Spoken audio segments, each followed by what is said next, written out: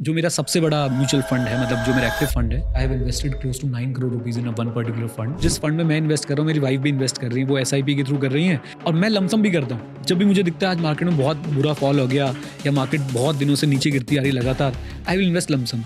मेरी वाइफ का XIR उस फंड में 15% है, मेरा 17% है।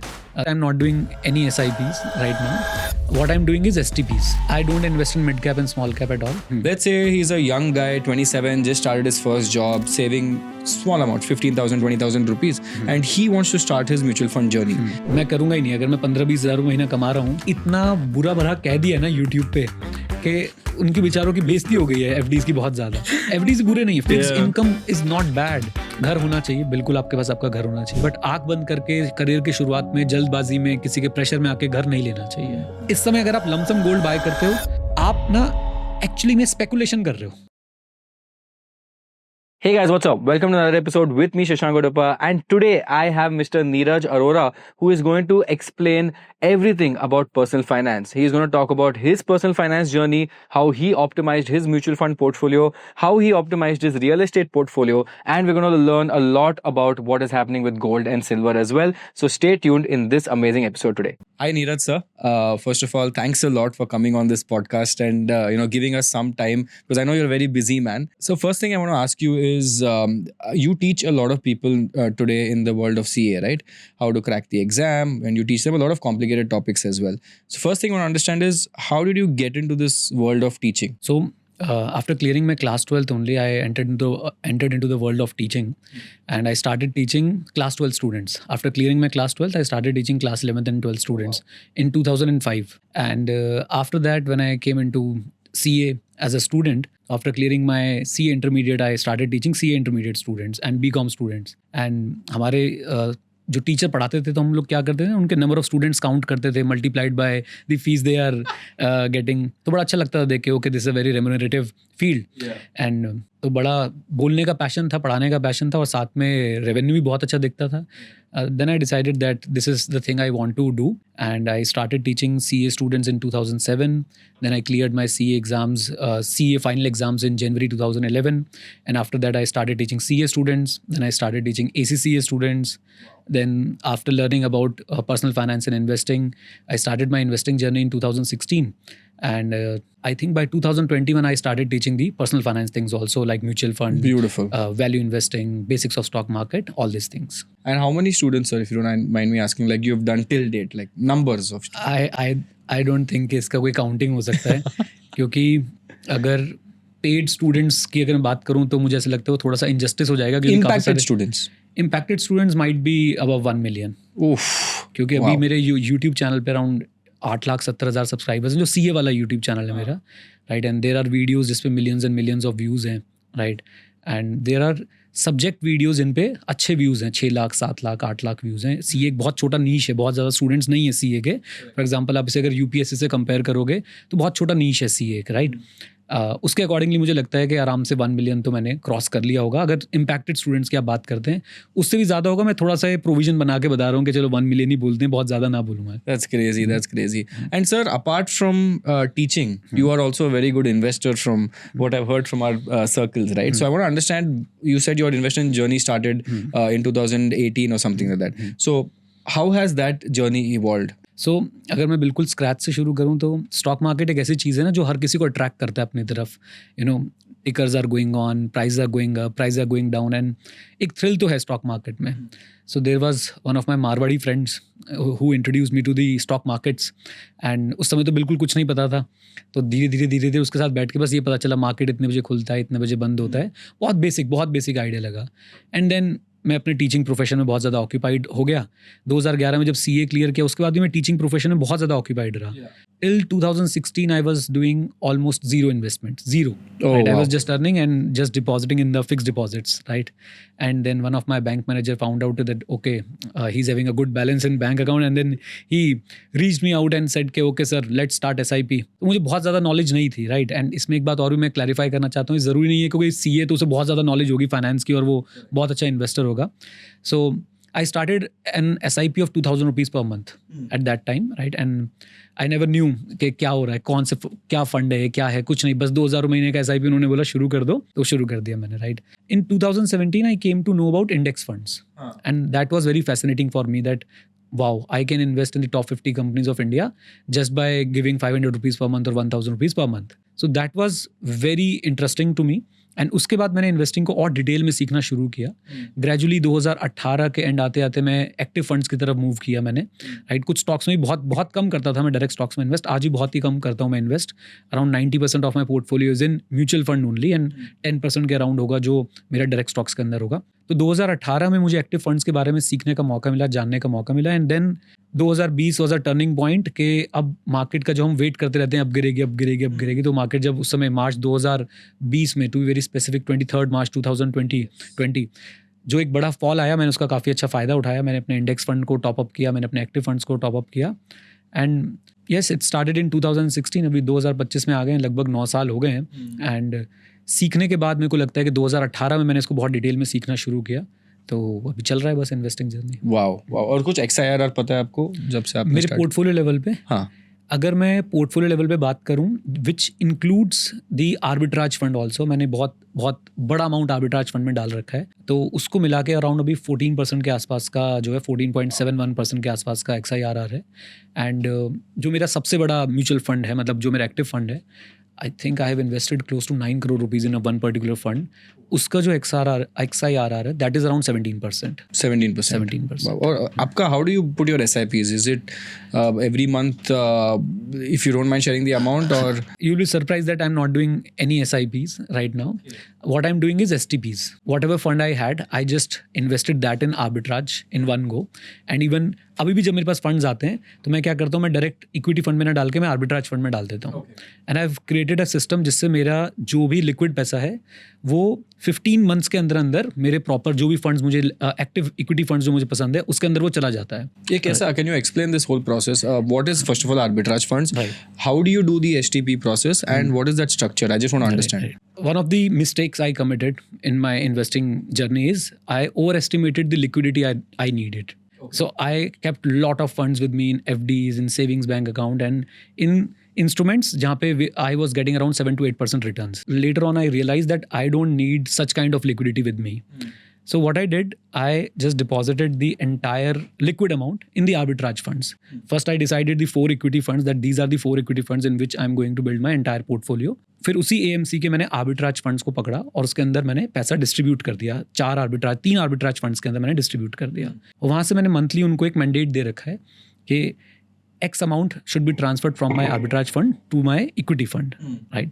तो ये ऑटो पायलट पे अब चल रहा है. अब मेरे पास मान लीजिए और पैसे आते हैं, लेट अस से 100 रुपीज़ मेरे पास आए, तो I will divide 100 rupees by 3 and I will deposit 33 in 3 arbitrage fund, and then from there I will schedule my equity investment. वहाँ से वो STPs होके जाते रहेंगे. एंड मेरा कोई डेट भी फिक्स नहीं है, मेरे पास जैसे फंड्स आते हैं मैं आर्बिट्राज में डालता हूँ और तुरंत उसे 15 से डिवाइड करके STP शुरू कर देता हूँ. बहुत सिंपल मैंने इसको रखा हुआ है. Now what is arbitrage fund? बहुत, अगर मैं उसे लेमैन लैंग्वेज में बताऊं तो आर्बिट्राज एक तरह की अपॉर्चुनिटी होती है कि एक मार्केट में एक चीज़ सस्ती मिल रही है और दूसरी मार्केट में वो चीज़ महंगी बिक रही है. For example NSE BSE 2 stock exchange है, तो हमेशा एक प्राइस डिफरेंस रहता है बहुत माइक्रो सेकंड्स के लिए, और वहाँ पे आर्बिट्राज अपॉर्चुनिटीज़ होती हैं. तो फंड मैनेजर्स क्या करते हैं, आर्बिट्राज अपॉर्चुनिटीज़ का फायदा उठा के आपके लिए रिटर्न जनरेट कर लेते हैं. You don't earn 14-15% kind of return on that arbitrage fund, but you will earn a 6 to 8% kind of return. The biggest benefit is taxation. So they are tax efficient. These arbitrage funds are considered as equity fund itself. And when it comes to equity funds, we all know we have 12.5% on long term after 1.25 lakh. And on short term, if I'm not wrong, we are having 20% flat, right? So वो benefit मुझे वहाँ पे मिलता है. अगर मैं funds को savings में रखता हूँ तो क्या होता है कि savings में interest आएगा, that is taxable at 30%, right? अगर मैं FD में भी रखता हूँ, sweeping FD में भी रखता हूँ, again that is taxable at 30%, and not 30%, that is taxable at 30% plus the rate of surcharge. Yes. In my case, it goes up to 42 point something %, right? Or 39 as per the new regime. And in case of arbitrage fund, ये थोड़ा detail में मैं जा रहा हूँ, the taxation is 12.5% or 20%, and the best thing is the surcharge is also limited to 15%. Otherwise वहाँ पे surcharge 25%, शायद 30% तक भी कुछ सरचार्ज उसके अंदर जाता होगा, शायद 25% तक जाता है if I am not wrong, right? तो मैं इसलिए आर्बिट्राज फंड को उसमें पैसे पार्क करके मैं सारी STPs वहाँ से करता हूँ, और मेरी STPs ही जा रही हैं. SIP तो आई थिंक कुछ मुश्किल से लाख 1.5 लाख रुपए महीने की जा रही होंगी, और उनको मैं काउंट भी नहीं करता हूँ, जो शुरू से स्टार्ट कर रखी थी वही जा रही हैं, मैं उन पर ज़्यादा ध्यान भी नहीं देता हूँ. Wow, this I didn't know. And when you talk about STPs that you're doing with the thing, so you keep the same AMC and everything is automated. Yes. And why only 4 funds?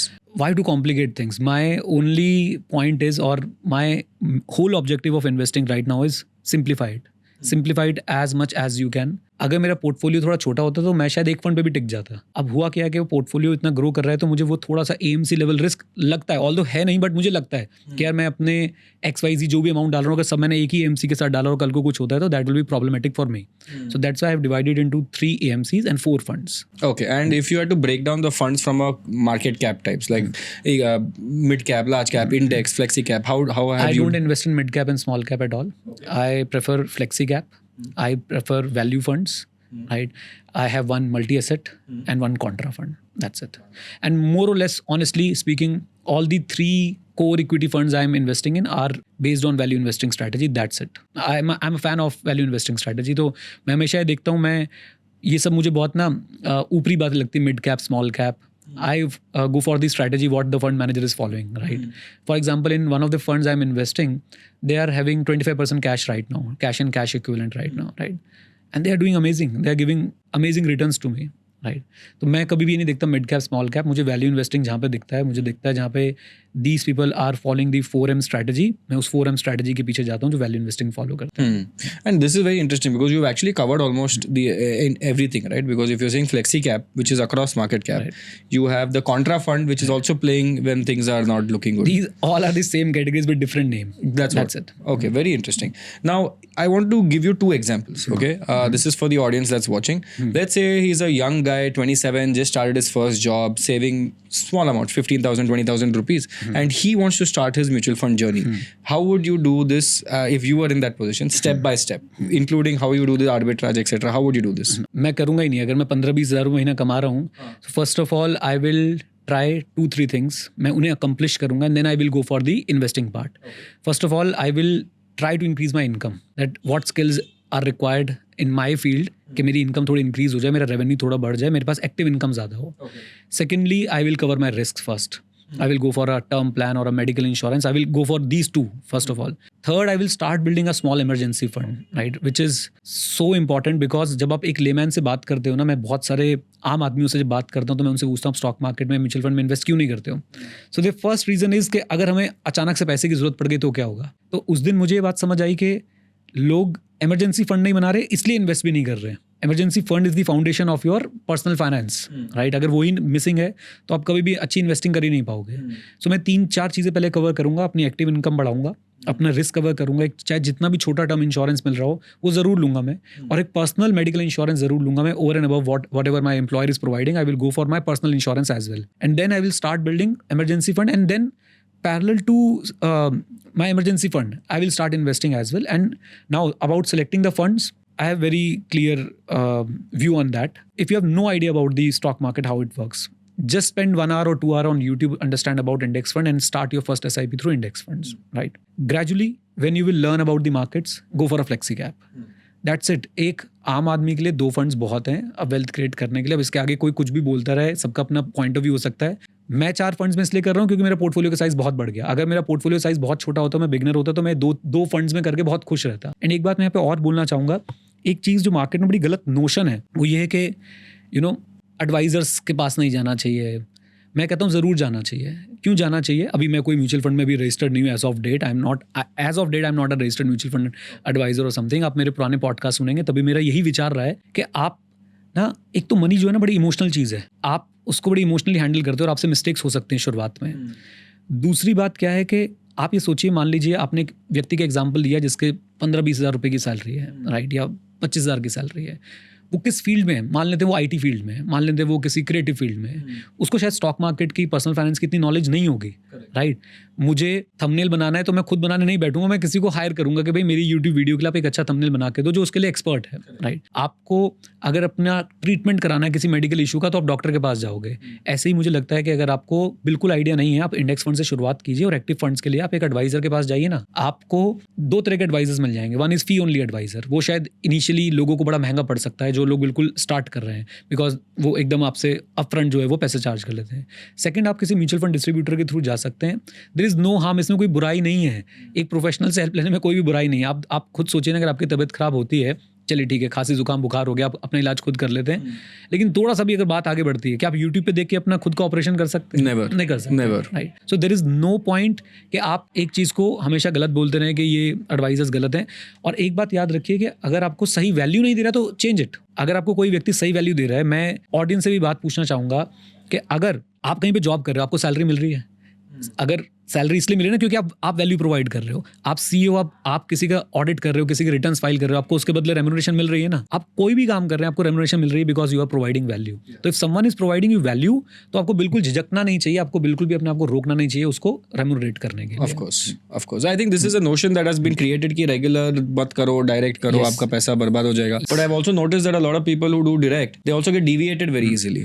किधर और चले जाते हैं. Money is a very emotional thing, very emotional thing. और आपको हमेशा एक mentor, एक कोच आपके साथ रहेगा तो वो आपको गाइड कर पाएगा कि आपने कैसे जो उसके साथ डील करना. और सी, इफ यू हैव टाइम, अब आप, मेरे पास समय है, मेरे पास नॉलेज है, मेरे पास उस चीज़ को समय और नॉलेज के साथ करने की इच्छा भी है, right. I am interested in that particular subject. I read for 2 to 2.5 hours daily about personal finance only, about stock markets, about mutual funds only. So I am doing it myself. But if you are an engineer, you are a doctor and you don't have time for this, मैं ये बात बोलूँगा कि आप 2 घंटे अपनी skill पे लगाओगे, वो ज़्यादा अच्छा होगा, आप उससे एक्टिव इनकम ज़्यादा कर पाओगे, राइट. और आपके पास इन्वेस्टिंग सरप्लस ज़्यादा बन जाएगा, right. And at the end of the day, please याद रखिए, ये सब कुछ प्रूवन चीज़ें हैं. आप इसका अगर डेटा भी निकालेंगे, आई थिंक जो अच्छे मेंटर, अच्छे कोचेस के साथ चलते हैं, उनका इन्वेस्टिंग पीरियड जो है वो बहुत ज़्यादा रहता है in comparison to the people जो अपने आप कर रहे होते हैं, राइट. क्यों? वहाँ पे उनको मेंटोरशिप मिलती रहती है, वहाँ पे उनको गाइडेंस मिलती रहती है, वहाँ पे हैंड होल्डिंग मिलती रहती है. मैं फिर बोल रहा हूँ, अगर कोई कौन से फील्ड में गलत लोग नहीं है, कौन से फील्ड में गलत लोग नहीं है, अगर आपको कोई गलत व्यक्ति मिल गया, आप छोड़ दीजिए ना उसको, आप किसी सही व्यक्ति के साथ जाइए. और मैं कह रहा हूँ कि अगर आपको खुद टाइम लगा सकते हैं, आप 2-4 घंटे आप दिन के दे सकते हैं, आप बहुत अच्छे से स्टडी कर सकते हैं, आप प्लीज़ खुद कीजिए. खुद नहीं कर सकते हैं तो शर्माइए मत, ये कोई ईगो पे मत लीजिए इस बात को. एक 9% XIRR कमाने वाला एक 13% XIRR कमाने वाले को बोल रहा है कि मैं तो खुद करता हूँ इसलिए मैं बड़ा हीरो हूँ. You are not a hero. अगर आप 9% कमा रहे हो, DIY कर रहे हो, और वो 13% एजेंट के साथ रह के या RI के साथ रह के कमा रहा है, तो वो हीरो है, राइट. वो अपना समय भी बचा रहा है, वो अपनी एक्सपर्टीज कहीं और लगा रहा है, और आप 9% पे भी इतना ज़्यादा उसके सामने जो है वो शो ऑफ कर रहे हो कि आप अपने आप करते हो जस्ट इसलिए.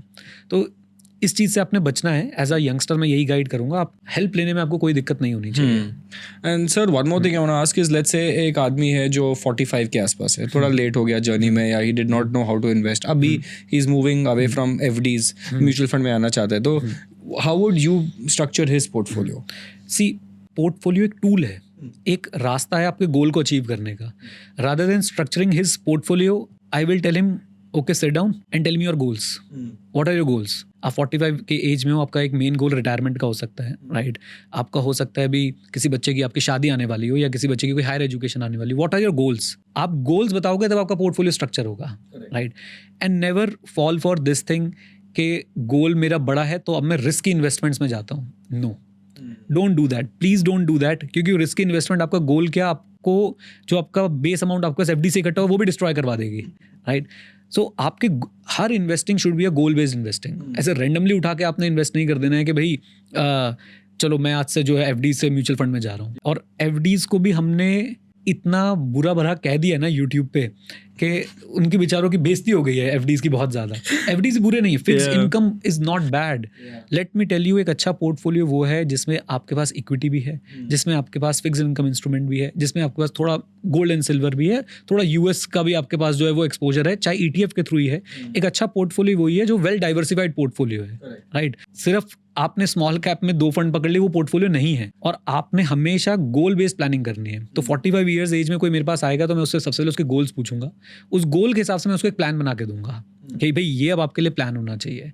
अब see, personal finance is more personal than finance. अब कोई 45 ईयर वाला बोल रहा है भाई मुझे तो ना अगले 5 साल में रिटायरमेंट चाहिए और मैं एक बिल्कुल फ्रूगल लाइफ जीने के लिए तैयार हूँ, उसका गोल क्लियर है, उसके हिसाब से प्लानिंग होगी.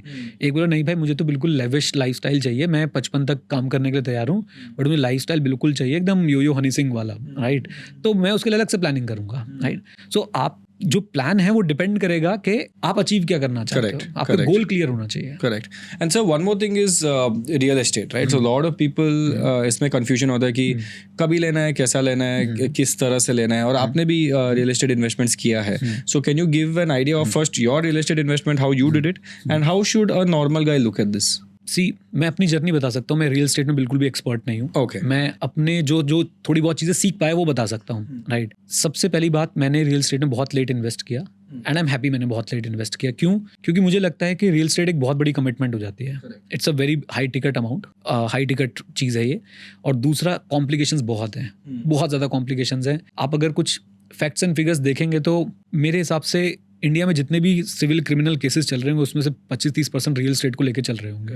एंड एक फिगर मैं देख रहा था, शायद दिन में 15 murders because of real estate होते हैं एक दिन में. राइट. अगेन मैं डरा नहीं रहा हूँ किसी को, बट ये फैक्ट्स हैं. आप इसको गूगल करके चेकआउट कर सकते हैं. राइट. सी, घर होना चाहिए, बिल्कुल आपके पास आपका घर होना चाहिए, बट आंख बंद करके करियर की शुरुआत में जल्दबाजी में किसी के प्रेशर में आके घर नहीं लेना चाहिए. पहले तो आपको ना, मुझे लगता है कि यंगस्टर को 5-6 साल तो ये फिगर आउट करते करते लग जाते हैं, मैं कौन सी सिटी में रहने वाला हूँ, मैं काम क्या करने वाला हूँ. करेक्ट. राइट. तो मैंने अपना घर बाय किया I think at the age of 30, नहीं, at the age of 37. Right. 37-38 के आसपास मैंने प्रॉपर, जिसे अपना घर बोल सकता हूँ मैं, क्योंकि मैं यहाँ रहूँगा, वो मैंने एट द एज ऑफ 37-38 ही बाय किया. उससे पहले मैं हमेशा रेंट पे रह रहा था. मेरे पास 2 छोटी छोटी प्रॉपर्टीज थी, वो बस मैंने रेंट पे दे रखी थी. Investments. इन्वेस्टमेंट भी नहीं थी वो. रेंट कुछ नहीं आता, रेंटल यील्ड कुछ नहीं होता रियल एस्टेट का. खासकर फरीदाबाद जैसे शहर में रेंटल यील्ड कुछ भी नहीं है आपके जो रेजिडेंशियल रियल एस्टेट है उसका. राइट. वो मम्मी पापा के प्रेशर में मैंने जो है वो ले लिया था.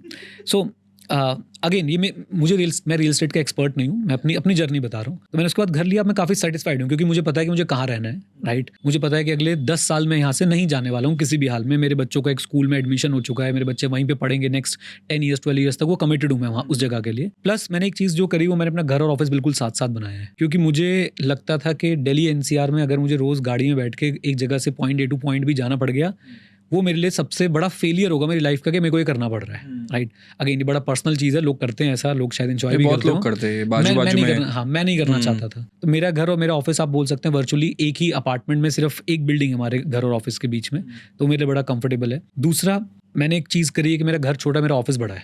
मेरा ऑफिस जिस अपार्टमेंट मैंने बनाया वो बड़ा है, और जो मेरा घर है वो बहुत छोटा है, क्योंकि मुझे लगता था कि भाई अगेन घर एक लॉन्ग टर्म कमिटमेंट है. ऑफिस का क्या है कि कल काम बंद करूंगा, बेच दूंगा और मेरे पास हार्ड कैश आ जाएगा. तो मैं जो खर्चा मेरे ऊपर परमानेंटली बंद रहा था, मैं उसको बहुत मिनिमाइज करके चलना चाहता था, क्योंकि घर का खर्चा पूरी लाइफ है आपके ऊपर. राइट. और मैंने क्या क्या चीज़ें सीखी, जब मेरा इक्विटी पोर्टफोलियो काफ़ी बड़ा हो गया तो मुझे थोड़ा सा स्ट्रेस होने लग गया था कि now I should diversify into real estate also as a investment, not as a home. मैं घर को इन्वेस्टमेंट बिल्कुल काउंट नहीं करता हूँ. मैं ऑफिस को इन्वेस्टमेंट काउंट कर लूंगा. मैं अपने जो रियल एस्टेट प्रॉपर्ली इन्वेस्टमेंट के पॉइंट ऑफ व्यू से बाई किया, मैं उसको इन्वेस्टमेंट काउंट कर लूंगा. तो जब इक्विटी पोर्टफोलियो लेवल से ऊपर निकल गया तो मुझे डर लगता था कि अब मैंने इक्विटी में बहुत पैसा लगा दिया, now I should diversify into real estate also. And recently मैंने कुछ वहाँ पे लैंड भी बाई करी है फरीदाबाद में. बहुत प्रॉब्लमेटिक है लैंड बाइंग का प्रोसेस, रियल एस्टेट बाइंग का process. It's very complicated. Is it like a gated land और बाहर ले लिया? गेटेड लैंड है, गेटेड लैंड है, बट फिर भी उसमें इतने कॉम्प्लिकेशन है. डॉक्यूमेंटेशन तो मुझे लगता है कि हम जैसे लोग जो म्यूचुअल फंड फैन बॉयज है ना, उनको तो नफरत है रियल एस्टेट की डॉक्यूमेंटेशन से. इंस्टेंटली होता है म्यूचुअल फंड में. म्यूचुअल फंड में क्या है, आपको करोड़ों का म्यूचुअल फंड बाय करना है, you click it and you buy it. But real estate में क्या है कि 3-4 महीने लग जाते हैं ट्रांजैक्शन कंप्लीट होने में. और जैसे जो मेरे साथ हुआ उसमें तो और भी समय लग गया, 1-1.5 साल लग गया. डॉक्यूमेंट्स में कुछ कमी निकल गई, सेलर ने कुछ बोल दिया, प्रॉपर्टी डीलर और सेलर की कुछ लड़ाई हो गई, व्हाट नॉट. राइट. तो मेरे को एक बात समझ आई कि अच्छा, रिटर्न भी मैं आपको बता दूं, approximately 100% return in 2 years. Right. So return is amazing, मजा आया, खुशी हुई, बट वो जो पेनफुल टाइम था ना, अभी भी हिट होता है. यस, वो पेनफुल जो टाइम था ना, मैं दोबारा उसमें नहीं जाना चाहूँगा. राइट. कुछ भी करके मैं दोबारा उसमें नहीं जाना चाहूँगा. मेरा पोर्टफोलियो डाइवर्सिफाई हो गया, बहुत बढ़िया, एंड मेरे को रिटर्न भी अच्छा मिल गया बाय गॉड्स ग्रेस, बट मैं दोबारा उस प्रोसेस में नहीं जाना चाहूँगा. एटलीस्ट मेरा रियल एस्टेट का कोटा पूरा हो चुका है. एक बात मैंने और सीखी कि ये मैंने और जो मेरे फ्रेंड्स एंड फैमिली में लोग हैं उनके एक्सपीरियंस सीखी, कभी भी आप एक अंडर कंस्ट्रक्शन प्रॉपर्टी में पैसे मत लगाओ. मुझे लगता है अपार्टमेंट. यस. क्यों? वो डिले होना ही होना है, वो डिले होना ही होना है. मैंने अगर अपने 10 दोस्तों की बात करूं जिन्होंने ये काम किया है, 10 के 10 का प्रोजेक्ट डिले हुआ है. मेरा भी 11. हाँ, 11. राइट. सो आप ये देख लो, डिले होना ही होना है. प्लस कब क्या कॉम्प्लिकेशन आ जाए कंपनी के साथ, कंपनी कब क्या कर ले, आपका कोई कंट्रोल नहीं है उसके ऊपर. I have seen people crying outside the incomplete building, कि भाई वो रो रहे हैं वहाँ पे इनकम्प्लीट बिल्डिंग के बाहर खड़े होकर कि यार हमारा पैसा लगा हुआ है इसके अंदर. प्लस अपार्टमेंट में कोई कैपिटल एप्रिसिएशन है नहीं, आप घर के पॉइंट ऑफ व्यू से देख रहे हैं, वेरी गुड। मैं अगेन ये मेरा पर्सनल थॉट है, अभी मेरे पास बहुत सारे प्रोजेक्ट्स के लिए कॉल आते हैं, हम बड़ा लग्जरी प्रोजेक्ट बना रहे हैं। My first question is RERA आ गया है, आधों का रेरा नहीं आया होता है, they will just start pitching कि भाई आ जाओ, अभी पहले इनिशियल आपको कुछ डिस्काउंटेड रेट पे दे देंगे। माई सेकंड क्वेश्चन इज कि कंप्लीट कब तक होगा, वो 3 साल बोलते हैं, राइट। मैं उनसे ना थोड़ा सा उनको थोड़ा प्रेशराइज करता हूँ कि सच से बताओ, धीरे धीरे 5 साल तो कॉल पे पहुंच जाते हैं, ओह माय गॉड, राइट। 5 साल वो कॉल पे पहुंचे हैं, 7 साल बाद वो प्रोजेक्ट मुझे हैंड ओवर करने वाले हैं। मैं उनको क्लियर बोलता हूँ 7 साल बाद ले लूँगा, बोलते 7 साल बाद महंगा हो जाएगा। 7 साल तक हम इक्विटी में इन्वेस्ट करेंगे ना, उतना रिटर्न नहीं, कुछ तो बना ही लेंगे, फिर हम अपने रिस्क को भी मिनिमाइज कर रहे हैं। सो ये मेरे बहुत लिमिटेड एक्सपीरियंस है। Again I am not an expert. कभी भी मेरे को लगता है कि आप एक अंडर कंस्ट्रक्शन प्रोजेक्ट में पैसा ना लगाएं, रेरा नहीं है, पैसा ना लगाएं। रियल एस्टेट बाय करते समय प्लीज़ किसी प्रोफेशनल को अपने साथ रखें जो आपकी डॉक्यूमेंटेशन सारी चेक करें। सेलर से डायरेक्ट कनेक्ट बनाएं अपना। प्रॉपर्टी डीलर्स अगेन हर प्रोफेशन में अच्छे बुरे लोग होते हैं। मेरा जिन प्रॉपर्टी डीलर से जो भी मेरी बातचीत हुई वो बहुत अच्छे नहीं थे, राइट। एंड मुझे लिटरली बहुत सारी चीज़ें यूज़ करनी पड़ी वो डील को फाइनलाइज करवाने के लिए, समझा, राइट। समझा। सो ये एक्सपीरियंस है मेरा रियल एस्टेट में। एक बिगनर के लिए मैं बोलूँगा कि आपको रियल एस्टेट को एज अ इन्वेस्टमेंट अपॉर्चुनिटी नहीं देखना चाहिए, राइट। टिकट साइज बहुत बड़ा है, लिक्विडिटी बहुत कम है, कॉम्प्लिकेशंस बहुत हैं, ब्लैक मनी बहुत ज़्यादा इन्वॉल्व हो जाती है। अगर आप एक तो हो गया अपार्टमेंट में वाइट टू वाइट सारा चल जाता है, इवन गेटेड लैंड में भी वाइट टू वाइट चल जाता है, राइट। एक हो गया आपका जो दूसरे तरह की, मतलब जो एक अनरेगुलेटेड रियल एस्टेट बोल सकते हो, या फिर जो गेटेड नहीं है, वहाँ पे कैश बहुत ज़्यादा चलता है, बहुत ज़्यादा। इवन आज की डेट में मुझे लगता है अपार्टमेंट में भी बहुत ज़्यादा कैश इन्वॉल्व हो गया होगा कई जगहों पे। मैंने अपने दोनों अपार्टमेंट्स फुल वाइट में लिए क्योंकि मैंने डायरेक्टली बिल्डर से बाई किए थे, राइट। पूरी प्रॉपर्टी कंस्ट्रक्ट हो चुकी थी उसके बाद। सो ब्लैक बहुत ज़्यादा इन्वॉल्व होता है उसके अंदर। ब्लैक मनी इन्वॉल्व होती है तो ब्लैक मनी की इतनी इन्वॉल्व हो जाती है कि फिर आपको वो साइकिल चलानी पड़ेगी, क्योंकि आप अगर उसके बाद उसको बेचोगे भी, you will get black money, और उस ब्लैक मनी को फिर आपको आगे कहीं ना कहीं लगाना पड़ेगा। तो मैं आई थिंक अब मेरा रियल एस्टेट का कोटा पूरा हो चुका है। I have 1 house 1 office and I have certain land with me, right. और लैंड लेने का लॉजिक सिर्फ यही था कि इक्विटी हैवी पोर्टफोलियो था। I wanted to have some land in my portfolio, क्योंकि अपार्टमेंट्स थे, लैंड नहीं थी। वो मैंने फुलफिल कर लिया और उसके बाद मैंने अपने कान पकड़ लिए कि as of now I am not thinking anything कि भाई मुझे real estate में कहीं भी जाना है। Yeah, but I have one question either. When a lot of people today buy real estate बहुत जल्दी, as you said, with a pressure or as an investment under construction property, and they 90% of the time they take it on a loan because early age where you can't do upfront payment like this.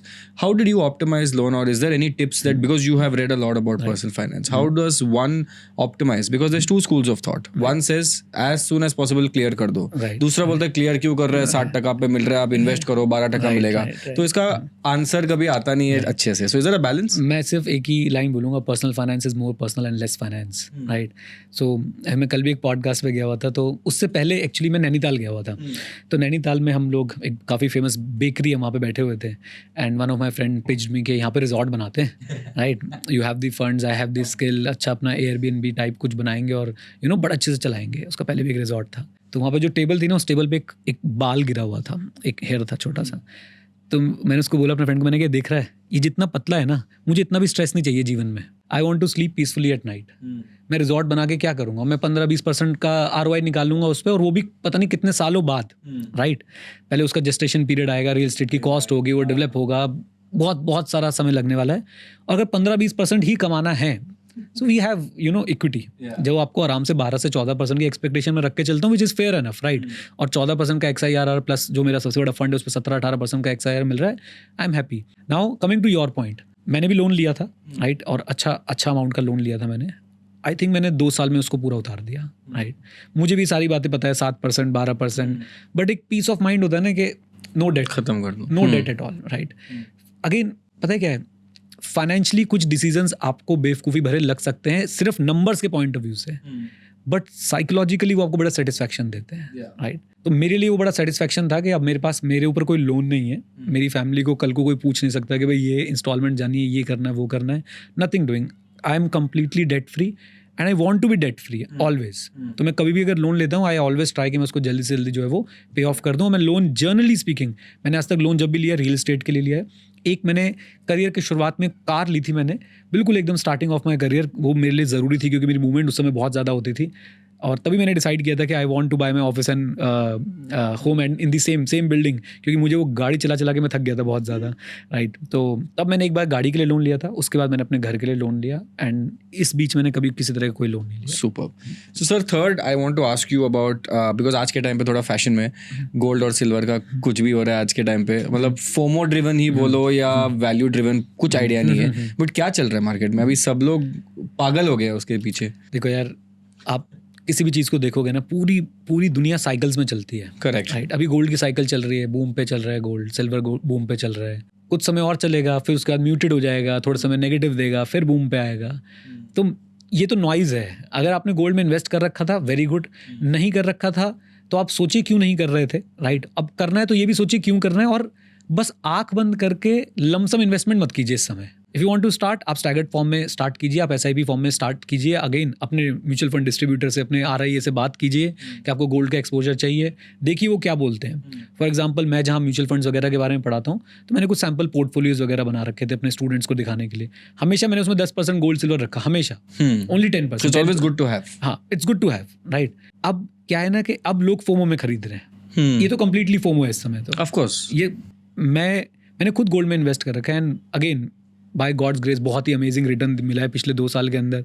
मैंने expect ही नहीं किया था इतना return, right.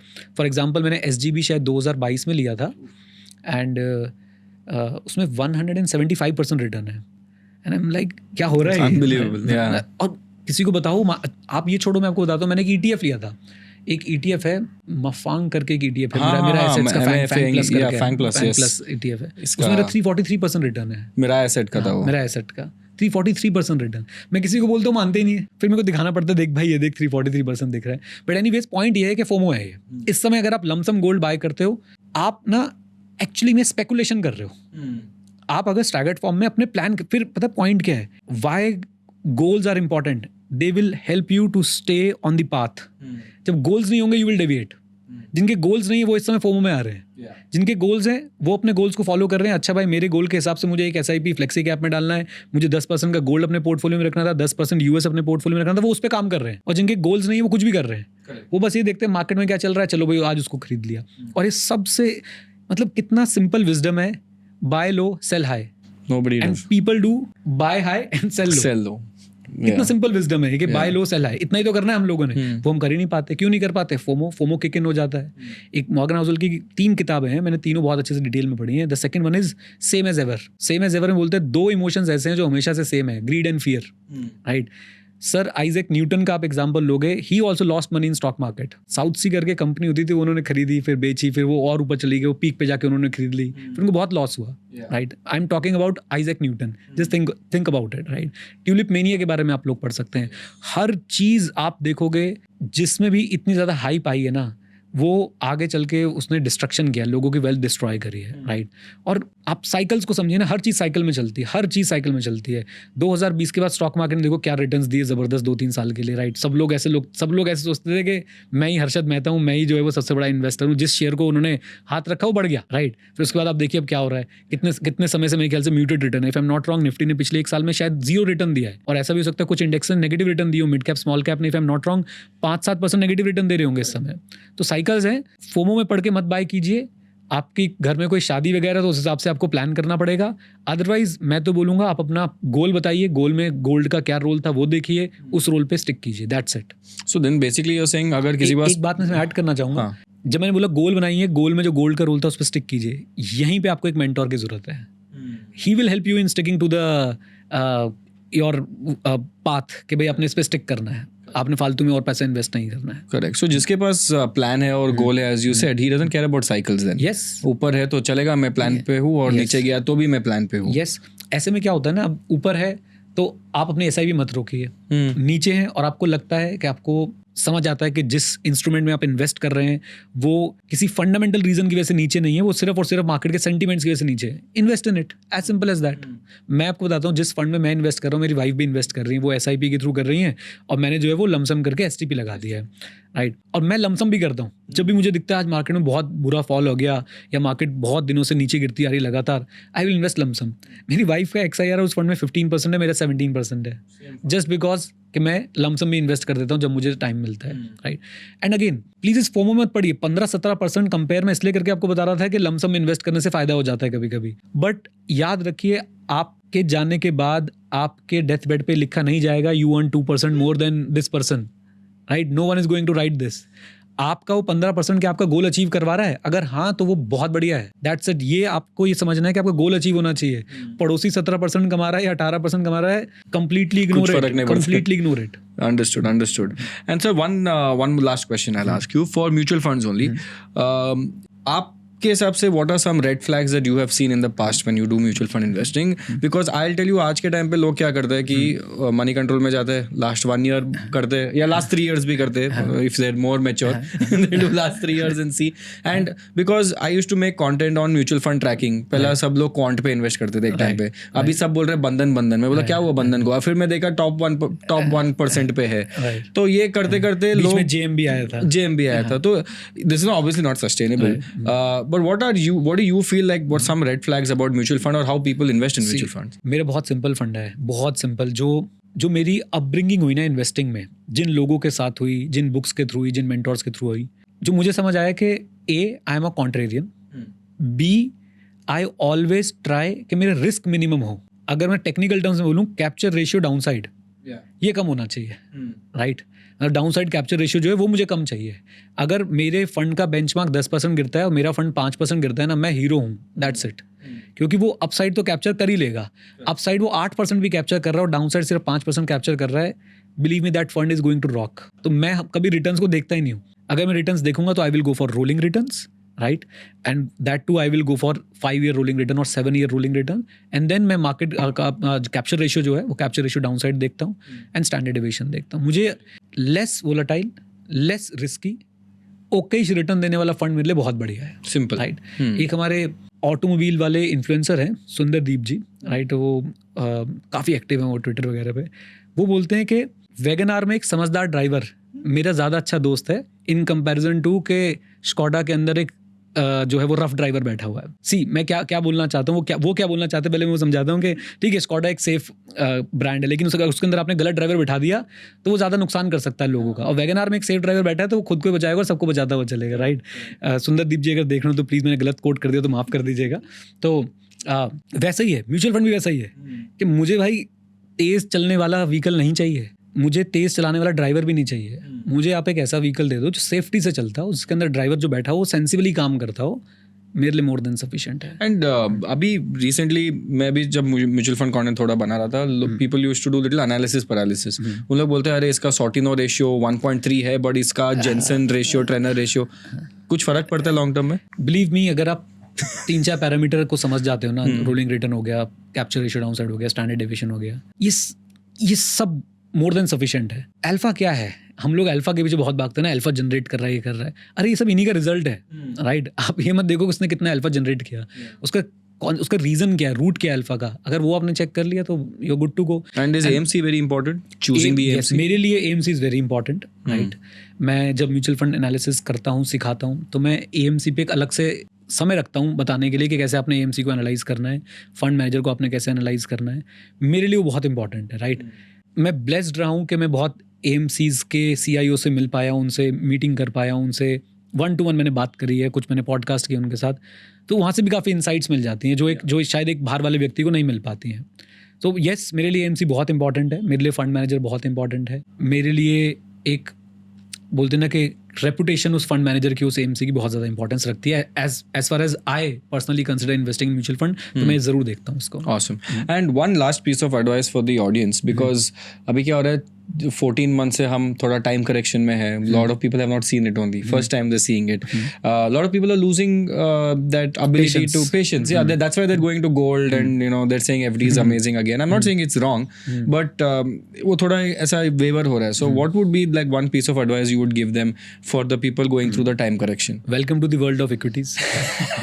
तो यही है. अब see, it's a cycle. आपके पेशेंस ही तो टेस्ट करता है इक्विटी के रिटर्न. वो कभी भी एक लीनियर प्रोग्रेशन में तो होंगे ही नहीं, राइट. आपको ये समझना है, अगर आपने जहाँ पे इन्वेस्टमेंट करी है वो अंडरलाइंग बिजनेसेस अगर सही हैं, आपको चिंता करने की जरूरत ही नहीं है. ये 14 महीने आपके लिए एक एक्यूमुलेशन फेज था, राइट. मैंने इस 14 महीने में बहुत यूनिट्स एक्यूमुलेट करे. मैं तो अपने आप को म्यूचुअल फंड यूनिट होल्डर बुलाता हूँ. होर्डिंग करी है मैंने तो, बहुत यूनिट्स इकट्ठे करे हैं. राइट. इवन मैंने एक ट्विटर पे पोस्ट डाला था तो समवन पॉइंटेड आउट कि मेरे पास इस फंड में जो फंड मैनेजर ने पैसे लगा रखे, one of the fund manager, उससे भी ज़्यादा यूनिट्स हैं. वाओ. राइट. तो मेरे लिए तो एक्यूमुलेशन फेज था, मैं तो इसको ऐसे देखता हूँ. एंड बी प्रिपेयर्ड कि मार्केट आपको 5-6 साल तक म्यूटेड रिटर्न्स दे सकती है. उसका जवाब मेरे पास ये है कि diversify US, diversify gold silver. Right. Diversify if you are at a level, तो आपको थोड़ा रियल स्टेट में भी डाइवर्सिफाई करना चाहिए, बट इनिशियली नहीं करना चाहिए, लेटर ऑन आपको वो करना चाहिए. मल्टी एसेट फंड आपको अपने आप एक वेल डाइवर्सिफाइड पोर्टफोलियो बना के देता है. राइट. आप अगर उसमें देखो, आप खुद भी सर्च कर सकते हो फेमस मल्टी एसेट फंड्स को, आप कंपेयर करोगे अगर रिटर्न्स को, तो मेरे हिसाब से पिछले 1 साल में मुझे एटलीस्ट, मैंने जिसमें इन्वेस्ट कर रखा है, if I am not wrong, 10-12% का रिटर्न तो है. मैं बहुत लीनियंट होकर बोल रहा हूँ, बहुत ज़्यादा मैं इसको कंजर्वेटिव होकर बोल रहा हूँ. मैंने एग्जैक्ट फिगर चेक नहीं किया है, तो अगर आप चेक करना चाहते हो वो चेक भी हम करके देख सकते हैं. मुझे लगता है आराम से 12-15% का रिटर्न दे रहा होगा वो मुझे. राइट. वाई? मैंने डाइवर्सिफाई किया था सही समय पे. राइट. गोल्ड मुझे, अभी मैंने आपको अपने रिटर्न्स बताया, गोल्ड मुझे अच्छा रिटर्न दे रहा है. ऑल्दो मेरे पोर्टफोलियो में गोल्ड बहुत ही कम है, if I am not wrong 2-3% के आसपास ही होगा मेरे पास गोल्ड. यूएस भी वो बहुत कम है, शायद 5-6% के आसपास होगा. वो 10% तक मैं कभी उसे ले जा ही नहीं पाया. राइट. बट वो मुझे, उन्होंने मेरे पोर्टफोलियो को संभाल के रखा ना इस समय पे. तो डाइवर्सिफिकेशन की इंपॉर्टेंस को समझिए, एसेट एलोकेशन की इंपॉर्टेंस को समझिए. मेरे पास आर्बिट्राज में जो पैसा है वो चाहे 7% रिटर्न देता है, लेकिन आप वो सोचो कि इस समय मुझे उसने कितना सपोर्ट दिया होगा, मेरे पोर्टफोलियो को उसने नीचे नहीं गिरने दिया होगा. Investing is not about returns and returns. Investing is about आपके गोल्स, आप कैसे सेफेस्ट पॉसिबल मोड में अचीव कर पाते हो while beating the inflation. Right. आपको हाई रिस्क लेना है तो भाई फिर आप गलत ही कर रहे हो. आप माइलस्टोन्स रखते हो, गोल का माइलस्टोन्स रखते हो? As in, like as you said, you like the units, you keep accumulating units. Usually people have either I want to reach 1 crore, 2 crores, 5 crores, or do you keep units or ऐसा कुछ? मेरा honestly, मेरे जो goals थे, जो मैंने goals बनाए थे, जिन गोल्स को लगा के मैंने प्लानिंग करी थी, मैंने उनको सरपास कर दिया है. राइट. सो अब गोल क्या है? सिंपल गोल है to educate people more on mutual funds, to educate people more on personal finance. And मेरा पोर्टफोलियो में एक सैम्पल पोर्टफोलियो बना के देना चाहता हूँ कि देखो भाई, 4-5 फंड में करके भी ना आप एनॉर्मस वेल्थ क्रिएट कर सकते हो. इधर उधर भागने की जरूरत नहीं. बिना स्मॉल कैप, बिना सेक्टोरल, बिना थीमेटिक फंड्स के भी आप रॉक कर सकते हो वेल्थ क्रिएशन के प्रोसेस में.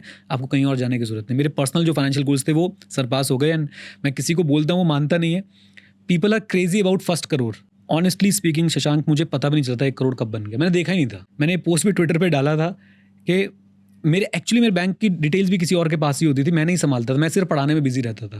वो 1 करोड़ का माइलस्टोन आया, चला गया. इट्स लाइक के वो एक मीम आता है ना, सीए स्टूडेंट्स अपना बर्थडे कैसे सेलिब्रेट करते हैं. वो 12 बजे कैप पहन के एक बार वो छोटा सा बजाया, उसका फिर पढ़ने बैठ गए. तो मेरे लिए वो वही था. मुझे एक्चुअली पता ही नहीं चला कि क्या हुआ ये. राइट. और इवन 10 करोड़ का गोल भी ऐसे ही पास हो गया, पता ही नहीं चला कि कब हो गए. वो एक स्टार्टअप में इन्वेस्ट कर रखा था, उससे रिटर्न्स आए, उसकी वजह से वो हो गया. और अब मुझे लगता है कि मैं बताने के लिए मैं बता देता हूँ मेरे पोर्टफोलियो की वैल्यू इतनी है, otherwise I don't count it. चलने दो ना यार. Portfolio is more like a model portfolio that you're creating, that yes. anyone can do it kind of a thing. Yes, that's it. Very good, yeah. So I think Neeraj, that was a very beautiful power-packed episode, and I think आपने बहुत सारा छोटा चीज जो बताया, which I think today people need to see things like this because people are getting distracted, people are getting deviated, and people are, as you said, have forgotten a plan in the last 14 months because तब तक plan था, FOMO में चल रहा था सब, अच्छा ही चल रहा था सब plan. I think last 14 months में सबका प्लान ऊपर नीचे हो गया, and this is the time to reassess. मैं आपको इसमें एक पॉइंट ऐड करके देता हूँ. People used to invest in small cap and when we used to say them कि भाई it is risky, so they used to say oh I have very good risk appetite. Risk appetite आपको top पे नहीं देखनी होती है, आपको mute पे देखनी होती है, बॉटम पे देखनी होती है. तब आपकी असली रिस्क एपेटाइट पता चलती है कि आप कितना रिस्क डाइजेस्ट कर सकते हैं. That is when you invest more but you can not. Yes. तो ये अब लोगों को समझना है कि भाई portfolio is not only about return. You have to make a goal and उस गोल को अचीव करने के लिए आपको प्लान बनाना है. एंड रिटर्न्स नहीं, आपको रिस्क को भी ध्यान में रखना है, बल्कि रिस्क को पहले ध्यान में रखना है. राइट. एंड एक लास्ट चीज़ जो मैं ऐड कर सकता हूँ वो ये कि please invest in education and knowledge. जब आप एजुकेशन और नॉलेज पे इन्वेस्ट नहीं करते हो, आप मिस्टेक्स कमिट करते हो. और वो मिस्टेक्स ऐसी होती हैं जो डिजास्टर्स हो सकती हैं आपके और आपके परिवार के लिए. Yeah, wonderful, Neeraj. I think this was a great podcast, and I really appreciate you coming and spending your time and giving this. I know you have a long journey back home as well, in peak Delhi traffic, so I'm going to let you go here. Right. But again, thanks a lot for coming on the podcast. Thank you so Neeraj. much. मुझे भी बहुत अच्छा लगा and I hope इससे कुछ value मिल पाए आपके audience को. Definitely. Thank you, sir. Thank you. Awesome, guys. Thank you for watching this entire episode. And if you have stuck here till the end, then I request you to click on that subscribe button, because if our channel grows, we can get some amazing podcast guests for you guys as well. So I hope you guys enjoyed this. I'm going to see you guys soon. Take care. See you guys. Bye-bye.